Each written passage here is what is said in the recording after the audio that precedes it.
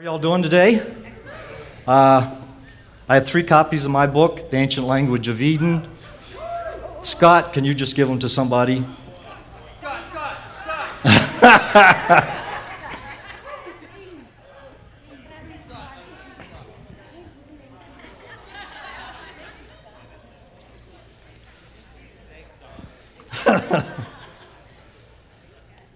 In this session and the next session, we will not get through all of my notes. That's a guarantee. Basically, in these 2 sessions, I would like to deal with the philosophy of writing. If we had more time, we would deal with some of the principles of writing, but you can read books and do other things.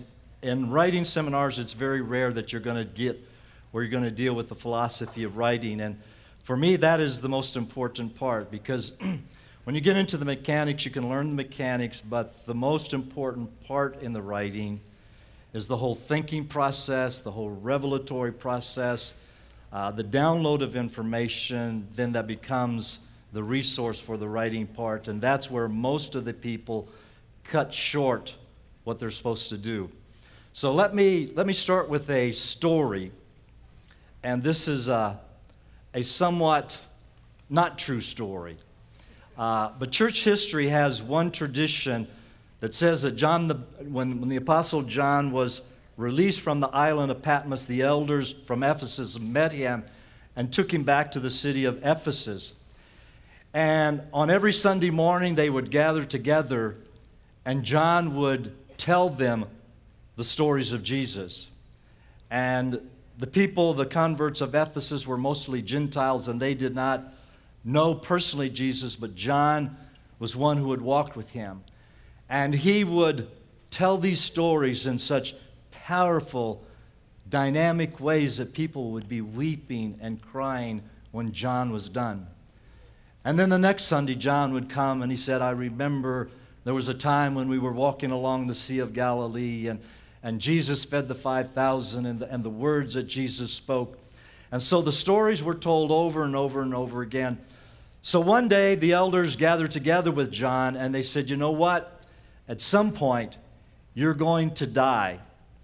And in the words of Robert Browning, who wrote Death in the Desert, he had John writing these words. He says, I wonder what it will be like when there is none who has touched and tasted and handled of the word of life. And looking into the future, he wondered what it would be like when there was no one who walked with Jesus who was able to tell the story.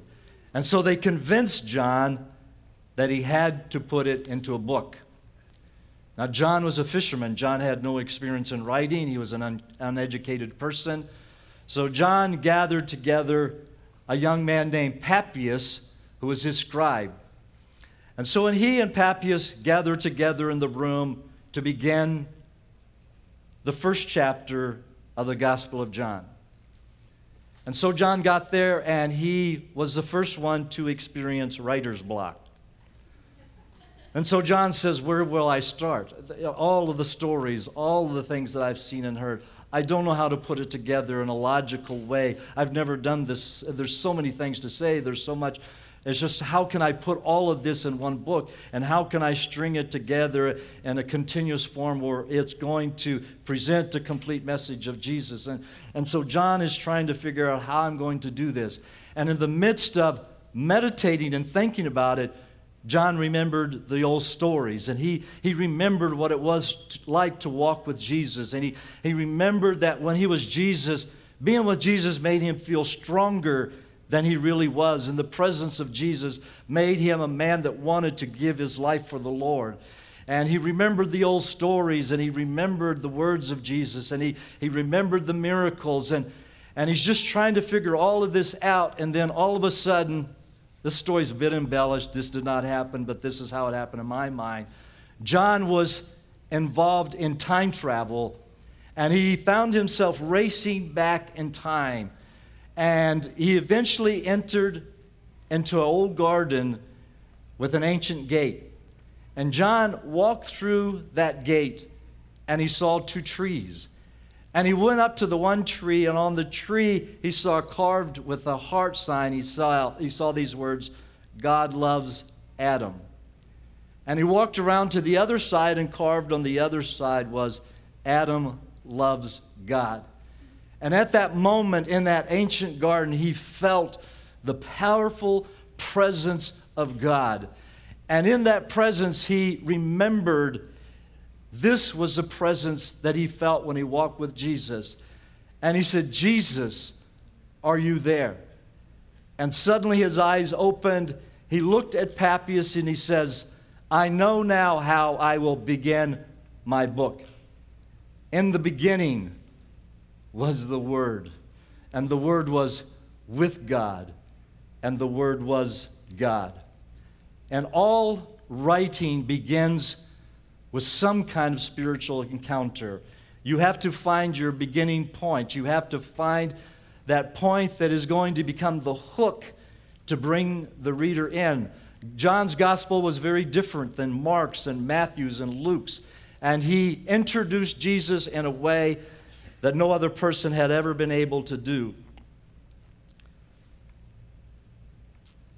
Dorothy Sayers wrote a book called The Mind of the Maker.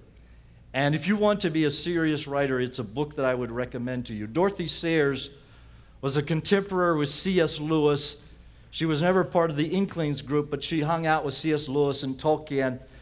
And in this book, she said, God is like publishing a book. So God is the idea, the concept, the original source of all truth.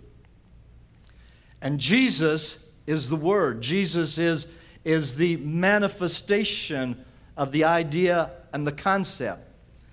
And the Holy Spirit is like the publisher in the market.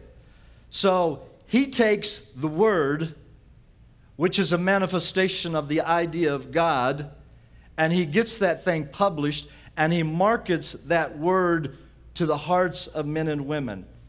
And that is what writing is all about. Writing is connecting with God. It is getting an idea and a concept, and it is taking our ideas and our thoughts and creating words that can then be published. Now, I don't know how many of you guys have ever experienced this, but it's called verbal talk. And inside our minds, we have this internal dialogue that goes on. And have you ever noticed that in your internal dialogue, you win every argument? You're the most amazing debater. You're the most articulate, you know. I can remember there will be times when Mickey and I, my wife and I, would have disagreements.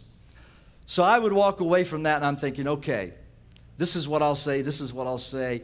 And in my mind, my viewpoint always prevails until I try to take that mental viewpoint and create the words to express it. So as soon as my words are expressed, they are no longer as powerful as they are in our minds. And the job of the writer is to be able to take the things that you see so clearly in your mind and be able to articulate with words the things that you have seen and the things that you have heard. And that's what revelation is. Revelation comes into our spirit, and we see things before we're able to write things. And unfortunately, most writers are writing before they're seeing, and therefore their writing remains weak. So, using Chris's question, why do you want to write? And all of us have to evaluate what our motivation are, what is our desires. And we have to wonder what kind of thing stimulates us, what kind of thing lures us into the secret place of the mind where we wrestle with the darkness of our doubts and celebrate the rewards of our revelation. And true writing deals with the darkness of our doubts and the glories of our revelation. And if you have never wrestled with a doubt, you will never, ever be an effective writer. Because writers deal with dark things. They deal with the darkness of their situations. And writers, one of my favorite writers is a guy named Philip Yancey. And when you read Philip Yancey's, when you read from the very beginning of his books, it's like taking a journey with Philip Yancey. And you see him dealing with such issues as, where is God when it hurts? And I've wanted to, probably for the last 10 years, to eventually do a book called The Hidden God. Because we talk about the manifest presence of God, but most of us deal with the hidden presence of God. And we are sometimes afraid to wrestle with the doubts of, where is God when it hurts? And then Yancey dealt with another thing in one of his books where he grew up in the South, and all of the racism that existed there, the religious intolerance, and his own wrestling with his own dogmatism, his own intolerance towards other people. And then another book, he wrestled with this whole concept of Jesus, that he grew up with this concept of Jesus, and when he entered into his adult life, he began to understand the Jesus that I never knew. And he ended up writing a book that he had encountered Jesus in a way that he had never experienced him before. So our work has to be an expression of the things that we have wrestled with. They're an expression of the things that we have overcome. Our writing takes its place and finds its voice in those expressions. Annie Lamont says writing is about learning to pay attention and to communicate what is going on. One thing I have noticed, there's a difference between men and women. I don't know if you've noticed this. My wife notices everything, and I notice very little things. My wife will say, "Did you see the color of that suit that guy had on?" And I will say, "What guy are you talking about?" And then she'll say, well, one of the things that, when we first got married, I wasn't a very good communicator. Now, I know you guys probably are very good communicators and have great communication skills with your wife, but I did not have this gift and this ability. And so communication was a very difficult thing for me. And my wife taught me. And one of the things that my wife taught me, one of the things that I used to do is, like, people would be there talking to me, and my eyes are like kind of like going all over the place, looking at this, wondering about this, going there. And she would say, "What kind of conversation were you having with that person?" I would say, "Well, it was a very intense kind of, I was kind of hearing what they were talking about." She said, "You were lying. Your eyes are going all over the place and looking here and there." And my wife taught me the value of listening to people. And writing is about listening to people.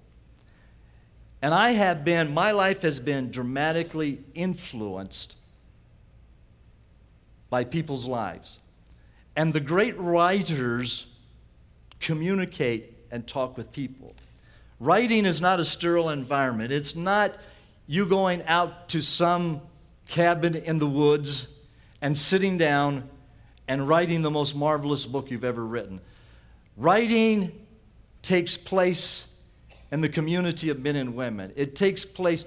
Henry Drummond wrote these words. He said, "The pyramid of humanity is based upon influence.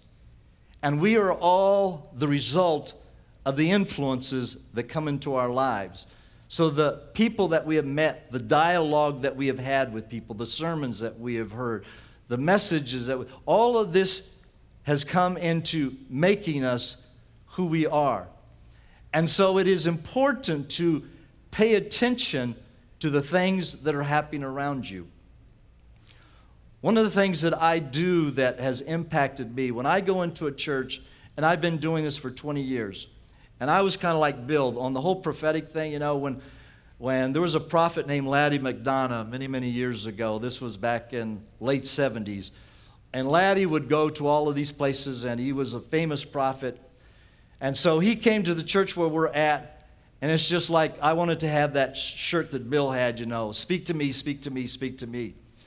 And it was the whole congregation. It was everybody wanted to have a word from God.